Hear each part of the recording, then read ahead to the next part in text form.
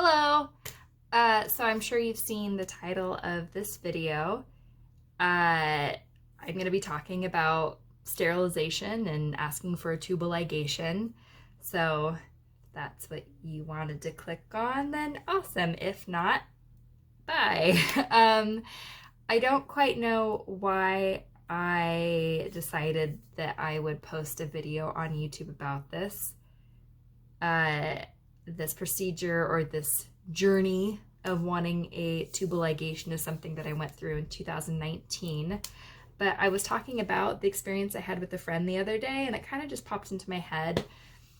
And I decided that I wanted to add my experience to the conversation that was being had and maybe be a resource for some people who are going through the same thing.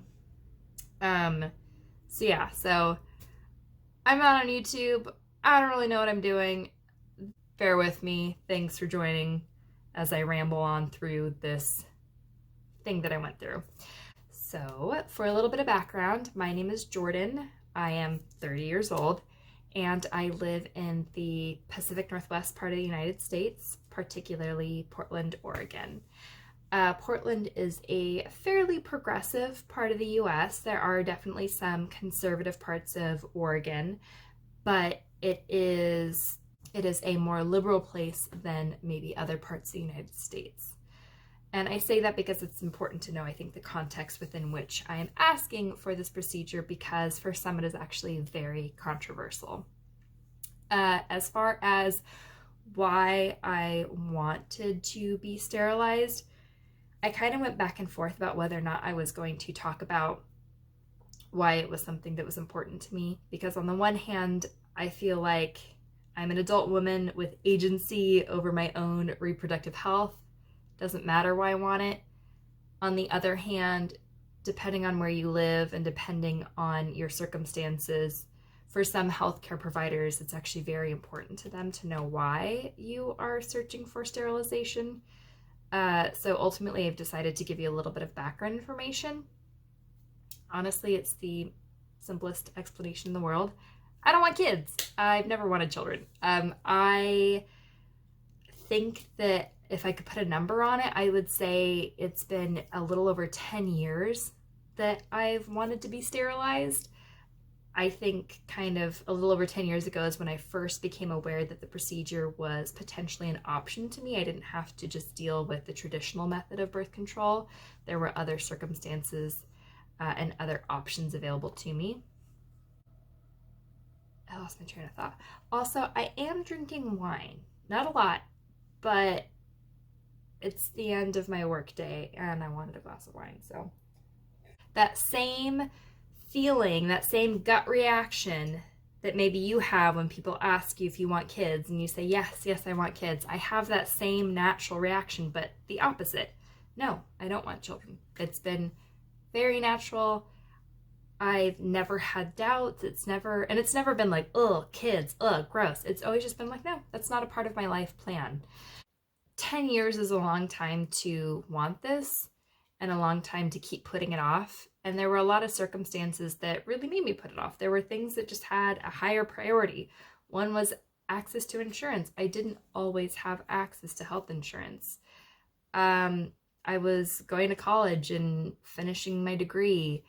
That seemed to take precedence over an elective surgery. Life was in the way. And so there were a lot of things surrounding why I wasn't making this procedure a priority. So I wouldn't say the procedure took 10 years to achieve. It's just a matter of I was aware of it and wanted it for about 10 years, but really I was able to go after this procedure and achieve it within a year. There were some hiccups, definitely, to be sure, which I will get into. One of the big things that really jump-started me into wanting this procedure was me moving to Portland, Oregon.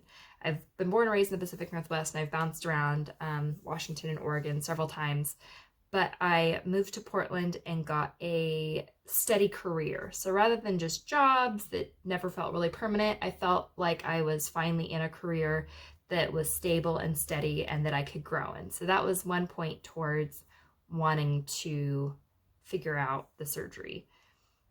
The second point was that I found a career that had really excellent healthcare options. So I had health insurance that I didn't have to pay for, and that was definitely a big hurdle. The procedure itself could be close to $6,000. I don't know about you, but I don't have that lying around to just spend on surgeries that are elective. So I kind of had those two things come together, as well as being a point in my life where this could take precedence. So that's why 2019 was kind of the year for this. So the first thing I decided to do was to first make sure insurance would cover it. I have Providence Health Insurance.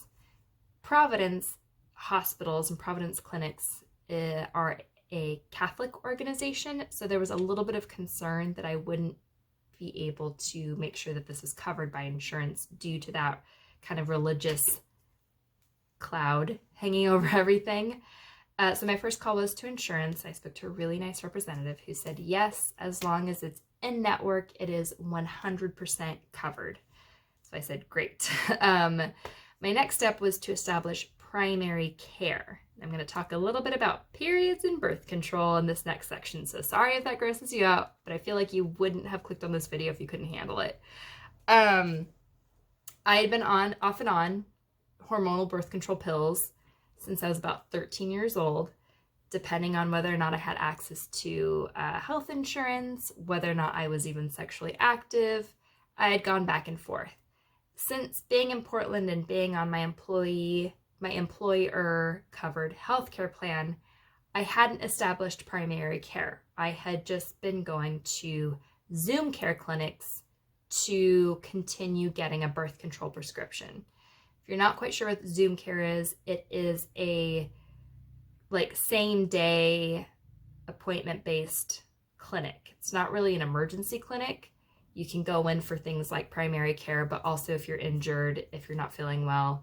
They accept a lot of different insurances. So it kind of, I guess, bridges the gap between a walk-in clinic and like your primary care doctor. And I was only going to Zoom care purely for birth control. So it had been a very long time since I had seen a doctor for literally everything else. Also, I'm just realizing you can see my cat in the background. That's Uni. I don't know what she's looking at. Maybe it's a ghost. I don't know. Regardless, I wanted to make sure that there were other larger health things that would take precedence. So I made an appointment, found a primary care doctor, had an appointment scheduled for sometime, I believe, in May of 2019. I go to the doctor. It's at a Providence hospital or a Providence location. The nurse who's checking me in, going through all the documents, and I said to her, I am not only here for an annual exam and just establishing primary care, but I'm also interested in talking about sterilization options. And she kind of paused, and I said, is that something that we might be able to discuss? And she said, oh, yeah. She goes, I have Providence insurance as well, and they were able to do it for me, but they had to write a letter, so they might just do that. And it was kind of like, a letter? What the fuck are we writing a letter for? Who are we writing the letter to?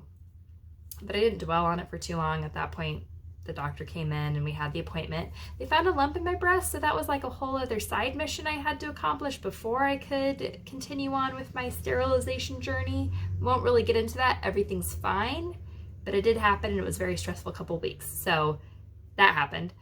But at the end of the appointment, I, said, hey, I'm here for sterilization, or I want to talk about sterilization procedures. And she gave me a referral to what I'll call the O clinic. And she said they'll call you in about 2 weeks or so. And they did. I got a call back from the O clinic about a week and a half later. And they said, we have a doctor here who would love to speak with you, talk to you about your options. I said, great. And thank God the person making the appointment said, the doctor operates out of this particular clinic. Make sure that you call your insurance to make sure that it's covered. And I kind of was like, wait, what? I thought he was in network. And I learned that a doctor can be in network, but the center that he operates out of could be out of network. Maybe I'm stupid for not knowing this. I didn't. I wasn't aware of this.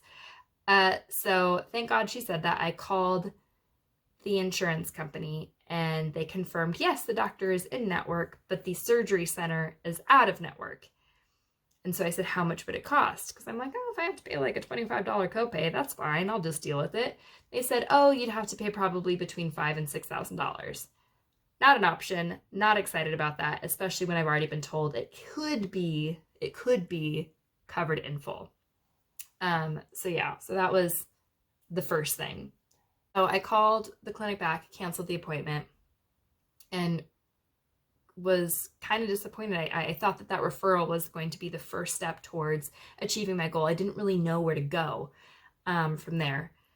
So I kind of just went back to insurance. And most insurance companies have a database where you can search by in-network doctors. So that's what I did. I went to Providence's database, searched by what I was looking for. I just chose gynecology because it seemed like a good place to start.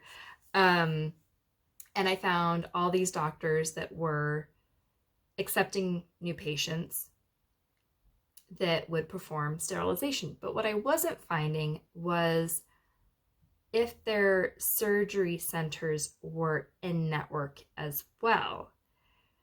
And I called insurance again and asked them if that was something I could search for, because I didn't know. I didn't know if there was a way to determine that. Maybe it made sense that you couldn't search by that. Maybe that's too large of a search parameter. I don't really know. And they confirmed there's no way to search for that. So I said, you mean to tell me that I have to pick a doctor, call that doctor, make sure that first that they are accepting new patients, and 2, that they'll actually do that surgery.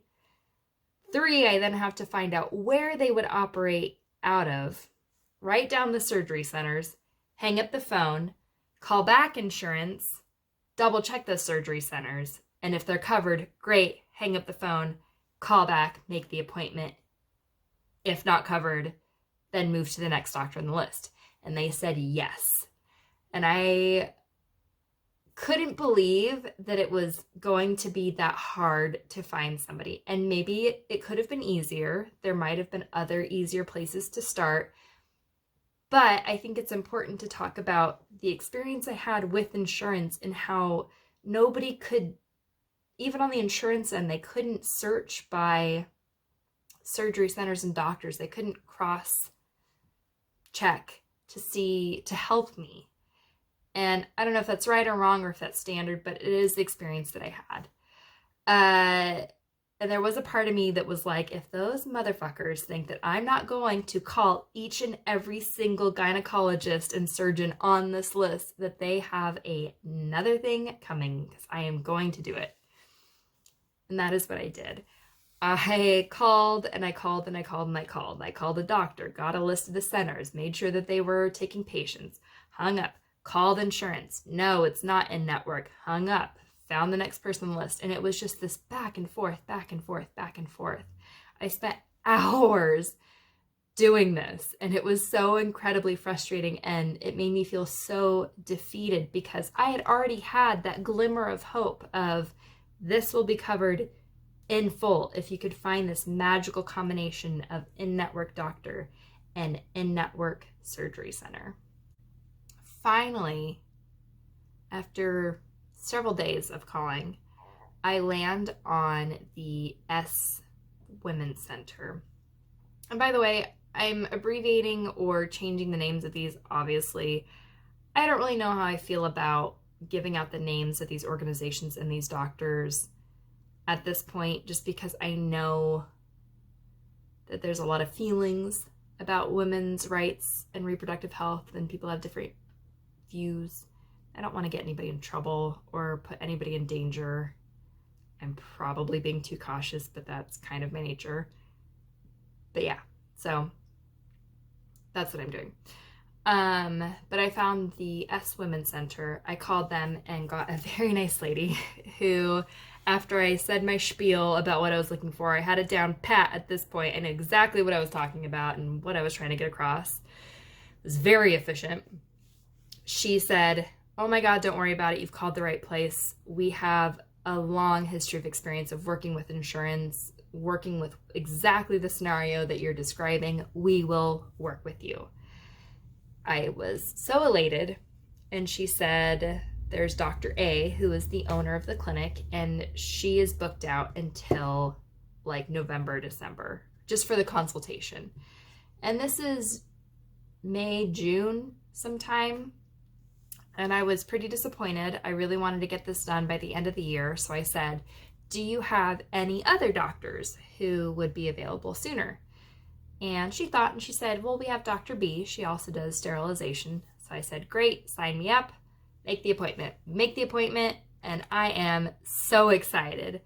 The day of the appointment comes, I am hopeful, I'm excited, I'm thinking, this is finally going to be the first step into achieving something that I have wanted, something that I feel like I should be able to ask for. At the same time, I'm not feeling like I'm entitled to anything. I understand that, there's going to be a process in asking for this, and whatever the doctor wants to ask and, go through, that's something I'm going to have to go through. So it's the day of the appointment. I'm there in the doctor's office at this clinic, and Dr. B enters. And it started off fine. She confirmed some things that the intake nurse had gone over with me, but after a couple minutes of that, she kind of put her clipboard down and she said, "So you're here for the sterilization?" And she seemed kind of confused. I said, yes, that's me. I'd like to explore options for sterilization." And her whole attitude kind of shifted, and she very aggressively dove into all the other forms of birth control that were an option. So hormonal birth control, which I was on, the IUD, the depot shot, I think it's called the depot shot, the implant, that sort of stuff. And she would bring up one form and she would say, "Well, what about that? Why don't you want that? These are the pros of it." And I would say, "I don't want that because of X, Y, and Z." And the answer to all of them is that I wanted something that was one and done. I wanted to go in, have the surgery, pretty much be guaranteed non-pregnancy. It can happen. It's a very small chance, but it would just be done.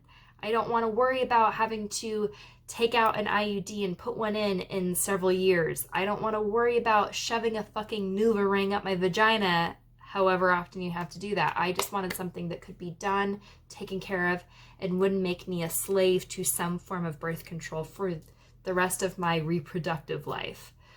And she just kept cutting me off. Every single time I tried to explain why, she would say, no, let me finish, even though she wouldn't let me finish. Regardless, it was just not a really pleasant exchange. And if I'm 100% honest, it felt kind of like being called to the principal's office. I felt like I had done something wrong and I was being chastised for even asking a question. Like, I felt like I had been disruptive in class. So I was being sent to the principal's office to get a talking to, which didn't feel really good. Like, I'm a 30-year-old lady. I feel like that makes me an adult. I don't know. I just felt like it was just not a pleasant experience. So she then shifted gears because I just kept saying, "I want this surgery. I've thought about it extensively. I've thought about all the other forms of birth control. This is what I want." So she shifted gears and started describing the surgery itself. And I expected that. I expected the doctor to go through exactly what would happen in a surgery. But she didn't describe it in a neutral or an educational way. It was very fear-inducing. It was meant to make me afraid. She started talking about dying on the operating table and how I could catch an infection just by walking into the hospital, and how I could potentially get an infection from a dirty scalpel. And encounter all these other issues that would potentially kill me later on due to infection or what have you. And it just was very like fear. It was meant to be fear-inducing rather than informative and helping me make an informed, educated choice. But I stood firm. I said, I understand all that. I've weighed the risks. It is still something that I wanted. And she kind of paused and looked at me and I think realized that I was standing my ground. And she said, I know you're stubborn. And I know if I say no to this, you'll just jump over to the next doctor on your list to see if they'll do it, which felt very personal, felt like a little bit of an attack. And she then kind of got a little defensive and she said, Dr. B said, did you even look me up before booking this appointment? I'm a fertility doctor and I've had to undo too many tubal ligations to perform one for you just because you have insurance and you think that this is something that you want. And with that sentence or sentences, I realized that she had made up her mind about me before we even had the appointment. From the moment she picked up my chart and realized my age and what I wanted, she made all these assumptions about me. I said, I can appreciate you doing your due diligence and making sure that I understand what I'm asking for. But I also think it's really unfair that you're holding me up to the same standard of all these other women that have maybe regretted their choice. And she said, I'm not holding you up to any standard. For all I know, you've been brainwashed. And I was so struck by that this woman thinks, this doctor thinks that the only way I could want to be sterilized would be as if I had been brainwashed. By who? I don't know. Didn't really get that far into it with her. Didn't really care. At that point, I was just done. And I was so surprised that this is the conversation I was having with a doctor at a women's clinic that I thought would, if maybe she didn't agree with my choice, would at the very least be on my side and understand where I was coming from in terms of, I don't know, some semblance of control over my reproductive health. But maybe that was naive of me. Maybe I was asking for too much. I don't really know. I'm saying that a lot. I don't know. I still don't know and understand a lot of what happened in that meeting. At that point, I was feeling really low and just very small in my conversation with her, and I just felt stupid. And then the next section here, I'm now realizing I forgot to tell you something about being on birth control. Small side note. So like I said, I'd been on and off of birth control for a few years, depending on whether or not I had access to health insurance, if I was sexually active, if I was in a relationship, whatever. But for the 2 years leading up to this moment, I had been on, with the blessing of my Zoom care doctors, I had been on continuous birth control, meaning I had been suppressing my periods. I would just skip the placebo pill or the sugar pill or whatever it is, the iron pill, I think, and I would just take the next pack. And I hadn't had a period for probably a year and a half, maybe close to 2 years, just because I felt like, and my doctors agreed with me, if I don't have to have a period, why would I have one? I'm on this birth control that can suppress the period. I'm reacting well to it. My body seemed to really be okay with the birth control. So that's what I've been doing. And Dr. B had known that based on my charts and kind of the feedback I'd been giving the intake nurse. Back to the conversation that I was having with the doctor. She said, what I want you to do is to stop taking birth control. I want you to have at least 2 periods. And if you can handle those, then come on back and we can talk about sterilization. And I was still feeling very low and very small, but there was a small bit of anger and indignation in that moment because I had to earn my right to her giving me this surgery. And the way I would earn that, it was to show her I could handle a period. And I wanted to be like, bitch, I haven't had my period for 2 years, but I had my period and was on having a period for several years before that. The only reason I'm suppressing it is because if I don't have to bleed from my fucking vagina and have cramps, then why would I? It's not a deal breaker for the surgery. If it was, I'm pretty sure I wouldn't be here today. I think I would just be continuing on with having my periods, or not having my periods. I think I would just be continuing on having my hormonal birth control. And I just felt like, why do I have to prove something to you? That was so frustrating and offensive. And so at that point, I realized this just isn't happening. Our personalities aren't meshing. Doctor or not, her bedside manner is awful. If she didn't want to do this procedure, she could have just as easily said, hey, thank you for your time. Because there are all these other options, I personally don't feel comfortable doing the surgery, so I'm going to say no. I would have been disappointed, but I would have said, thank you very much for your time as well. Have a nice day. That's not what happened. So I was gathering my things. I was standing up because I was like, all right, this is going nowhere. And she kind of seemed surprised that I was getting up, and she said, what, don't you want to hear more about the surgery and what I'm going to ask you to do? And I said, no, absolutely not. And I got to the door to the exam room, and I kind of paused, and I turned to her and I said, I know that this isn't necessarily something you would ever do, but I said, I just have to know. If I was a man and I had come to you asking for a vasectomy, would you be giving me this much grief? Would you be making me jump through all these hoops? Would you be giving me this much trouble? And she looked at me and she said, well, I never have to worry about that because I'm a gynecologist and I don't do vasectomies. I said, all right, left the room, walked out to my car, and cried for an hour.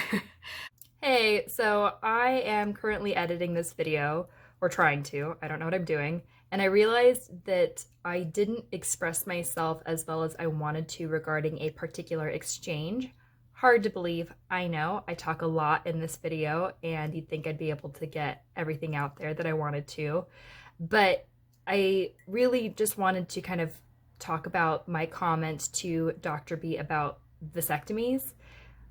That exchange is exactly how it happened. I didn't edit that at all for you viewers, if any of you are out there.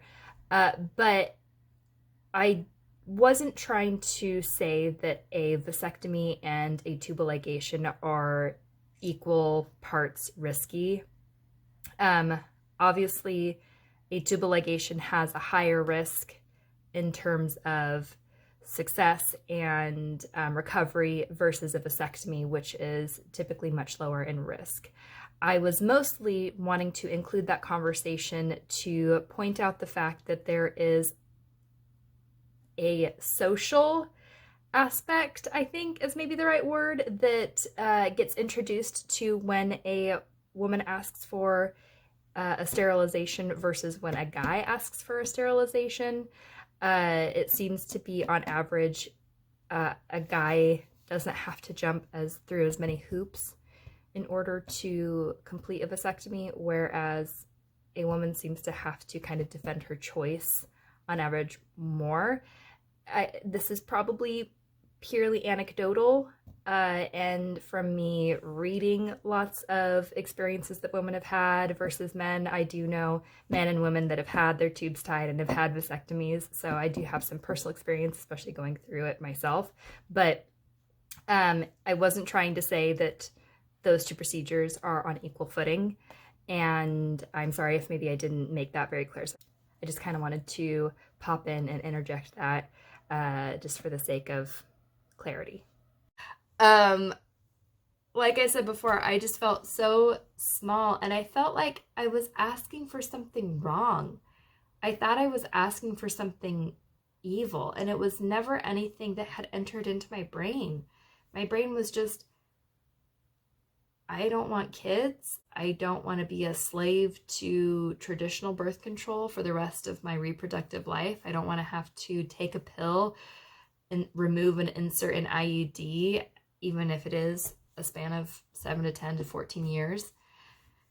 I didn't want to go through any of that. And I had felt so confident and so justified. I felt like, I mean, I said this before, but I felt like I'm an adult woman with some sort of sovereign agency over my own body and my reproductive rights. I should be able to ask for this. And it was the first time that I felt like, well, maybe you're asking for something bad.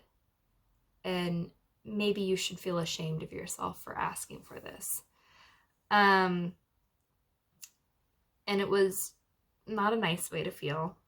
And I guess I still don't know how I feel about those feelings that I had. So I went home, cried to my boyfriend, and he was very supportive. And he said, you really should report that doctor. And I said, report what? The fact that I didn't like her? The fact that she was mean to me? Was she doing anything unethical? I don't know.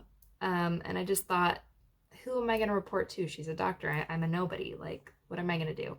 And he said, you really should. Maybe sleep on it. So I went to work the next day, and my supervisor is a friend of mine, and she'd been acquainted with the journey that I was on. And she said the same thing. She said, you really, really, really need to give feedback on the experience that you had. I said, I don't know. And she said, well, think about it. I had spoken to my mom a little bit, and she had echoed the same thing. So I had all these really supportive people around me kind of saying the same thing. And it gave me, I think, the willpower and the strength to actually call the clinic back to give my feedback. And I'm so glad I did.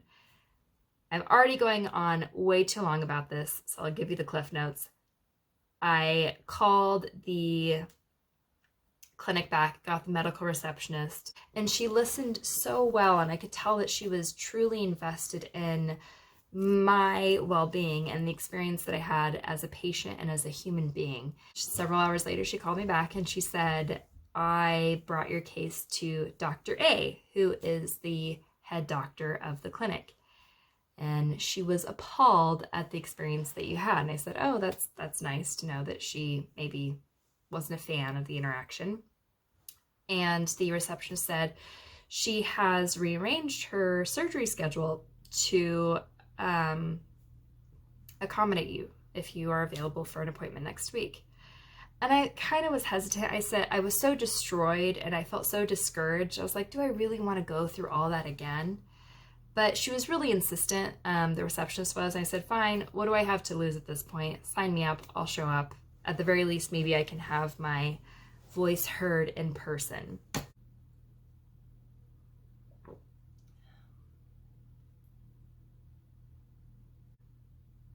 So I go to the appointment, and it was, my cat's running around like crazy. I went to the second appointment, and it was a complete opposite of the experience that I had. Dr. A was so warm and lovely, and she really listened. She did the exact same thing as Dr. B in terms of going through the other forms of birth control, but she listened to me when I explained why I didn't want to go with those forms of birth control. And she did her due diligence. She talked about why maybe I wanted to consider these other forms of birth control. And yes, there are risks associated with the surgery. And yes, it is an elective surgery. It's not something that is medically necessary for me. And at the end of all that, it was such a good encounter that if Dr. A had said, based on all these other forms of birth control available, I'm not going to proceed with this, I would have left satisfied, because I would have left feeling like, okay, I was listened to. Yes, I'm going to have to continue looking for other doctors, but I was listened to. I was heard. I was treated like a human being with sovereignty and agency over my own body. But luckily, that wasn't the answer. She said, you are a great candidate for elective sterilization. I think we should do this. And of course, it wasn't like we booked the appointment right then and there. There were follow-up appointments. I had to have a physical exam. She explored my medical history with me. Like, there were definitely extra steps that I had to take. It wasn't as if it was just, bam, surgery, you're snipped, you're sterilized. That wasn't the case. But at that point, I felt like, okay, finally, I have crossed every hurdle. I'm got the finish line in sight. I just have to get through the surgery, and what I've wanted for a long time will have been achieved. Not the case. There was one more test that I had to go through. I'm making this seem so much more dramatic than it has to be. There was one last obstacle in my way, and it all circles back to insurance. So, Dr. A is in network. Sound familiar? It is. She is in network. However, she operates out of 2 surgery centers. Her favorite surgery center is out of network. And so, again, I'm probably explaining this incorrectly, and I'm sorry to any healthcare professionals or any insurance professionals. This is just the way that it was explained to me. She had to initiate a conversation between Providence Health Insurance and the surgery center to see if they could work something out so that I would have in-network benefits and not have to pay out-of-pocket costs. She said, that's the hope, and we've generally had success with that. However, if they can't work it out, there's this other clinic that we can ask to do the surgery at. However, this other clinic is a Providence center. And because Providence is Catholic, they typically don't like to do a sterilization, even though it would prevent pregnancy and potential abortion, which I guess they want to have happen. I don't know, in case I decide to keep the baby. I don't really know. I don't fucking know anymore. It's all above my head. We have to go that route. I have to write a letter to the Providence Board of Ethics. So if we think way back to my very, very first appointment with the primary care doctor and that nurse who said, oh, I was able to do that. They just had to write a letter. This is the letter she is talking about. So if I wanted to have this operation done at a Providence center, my Dr. A, the surgeon, would have to write a letter to the Providence Board of Ethics describing why I should be allowed to have this surgery. And if they agreed with her, then they would allow me to have the surgery on a Providence site. And I'm getting angry just thinking about it because we had to present my case to a board of ethics, implying that maybe what I was asking for was potentially unethical. And I just couldn't, and I still don't understand how me asking to be sterilized is unethical. I'm not being coerced by another person. I am fully capable of making my own decisions. For the most part, I've made some bad decisions, but I'm fully capable of making my own medical decisions. And it just felt like I had to beg for something that I personally believe should be a right. And maybe my personal beliefs and the current system in the United States is 2 forces that are clashing, and I just don't know. It's all too big, I guess, for me to try and break down here, but it's the situation I had. And at that point I just said, write the letter, like, do what you have to do. And Dr. A was so kind. She said, we're already starting this conversation with insurance and the primary surgery center we want to work out of. We'll write the letter and send it off just to be safe, get our bases covered, but it could take a month just to get the word back from the Board of Ethics, because I'm unethical and I'm an unethical lady. Luckily, happy ending to the story. We didn't have to rely on the letter. My insurance company and the primary surgical center were able to work things out, so I didn't have to pay out-of-pocket cost. It was 100% covered and free for me because I have insurance. I had the surgery. It was a piece of cake. I'm not going to go into it. If people are interested about the surgery itself, I would be happy to go through that in another video, but it was fine. I went through the surgery. I have 2 tiny scars on my abdomen. I I stopped taking hormonal birth control. My periods returned. Yay. They're normal.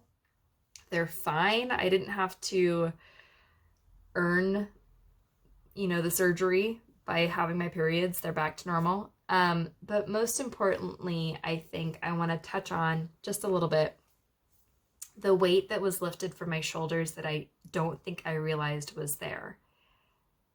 Because I have never wanted children, and there was never this maybe doubt in the back of my mind, well, maybe one day you'll want kids. Because that was never present, there was always this fear of accidental pregnancy and maybe getting myself into a situation due to a failed birth control or what have you that I didn't want.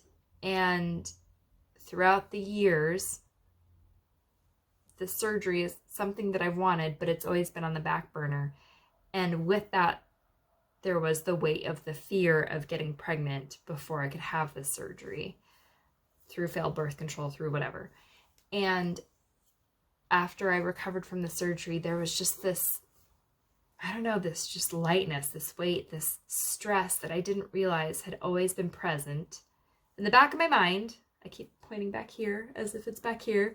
In the back of my mind, that wasn't at the forefront of my daily decisions or things like that, but it was there. It was always present. I don't think I realized that it had always been present. And after recovering from the surgery, that stress and that weight was lifted. And I felt so free and so like myself.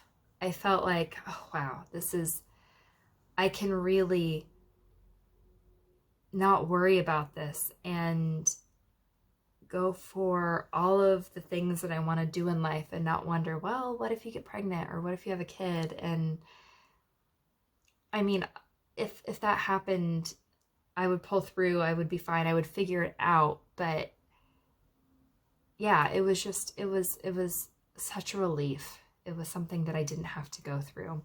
And so, yeah, that's the experience that I had. And I do want to say that I completely 100%, 110% understand that I have a lot of privilege that maybe other people don't have. I am so fortunate to have found a career, to found an employer that has healthcare. I did not have to pay a dime out of pocket except for my co-pays for my doctor visits with Dr. A, which were $20 a pop, for the 3, 4, 5 visits that I had with her. I didn't have to pay for the surgery itself.